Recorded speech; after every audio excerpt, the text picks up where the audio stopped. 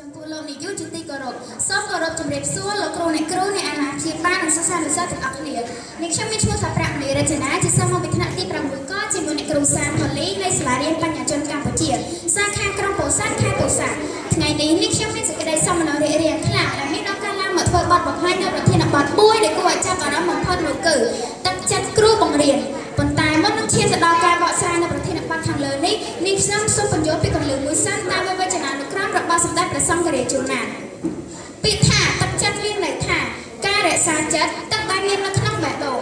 រីឯគ្រូបង្រៀនមានន័យថាដែលប្រពៃដល់ប្រសើរបំផុតជាមេដាបេដាទី2របស់ពួកយើងសរុបសេចក្តីមកប្រធានបទខាងលើនេះចង់និយាយអំពីទឹកដែលមាននៅក្នុងបេះដូងប្រសើរជាងជីវិតណាទាំងអស់គឺគ្រូបង្រៀននេះឯងឥឡូវកុំឲ្យខានពេលយូរនេះខ្ញុំសូមមកបកស្រាយនៅប្រធានបទខាងលើនេះគ្រូបង្រៀនឈរនៅមុខក្តារខៀនបង្រៀនសិស្សដែលមានភាពជឿជាក់ដៃកាន់ហ្វឺតបញ្យល់សិស្សដោយគ្មានភាពស្ទាក់ស្ទើរដើម្បីឲ្យសិស្សឆាប់ចេះនិងឆាប់យល់ខំពត់ខំបង្ហាត់បង្រៀនសិស្សដោយឲ្យខ្សោយឲ្យពួកគេខំប្រឹងធ្វើលំហាត់មិនដែលអាក់ខានឡើយជីវិតគ្រូបង្រៀនខំលះបង់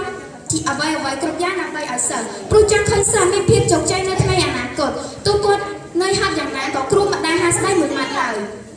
ខំទឿនសិស្សឲ្យខំប្រឹងឡើងព្រោះពេលវេលាមិនអាចរងចាំយើងបានឡើយជីវិតគ្រូនេះឯងដែលរស់ដើម្បីផ្ទេរចំណេះដឹងឲ្យសិស្សផ្ទេរចំណេះវិជ្ជានិងផ្ទេរអ្វីគ្រប់យ៉ាងដើម្បីឲ្យសិស្សព្រោះ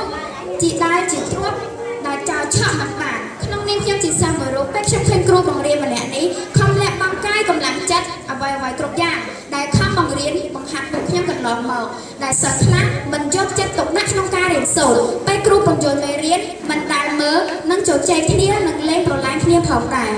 ដូចនេះហើយបានជាលោកអ្នកគ្រូបានផ្ដាំពាក្យទាំងនេះទៅកាន់សិស្សថាដើម្បីឲ្យសិស្សមានចំណេះដឹងនិងខ្លះជាទំពាំងស្នល់រស័យនៅថ្ងៃអនាគតពួកយើងត្រូវធ្វើជាធនធានល្អរបស់ប្រទេសជាតិជាចុងក្រោយនេះខ្ញុំសូមថ្លែងអំណរគុណយ៉ាងជ្រាលជ្រៅចំពោះលោកនាយកលោកអ្នកអាណាព្យាបាលនិងសិស្សានុសិស្សទាំងអស់គ្នាដែលបានចំណាយពេលវេលាដ៏មានតម្លៃនេះមកស្ដាប់នៅប្រធានបទនៅខាងលើរបស់ខ្ញុំនេះសូមអរគុណនិងសូមជម្រាបលាបាទសូមអរគុ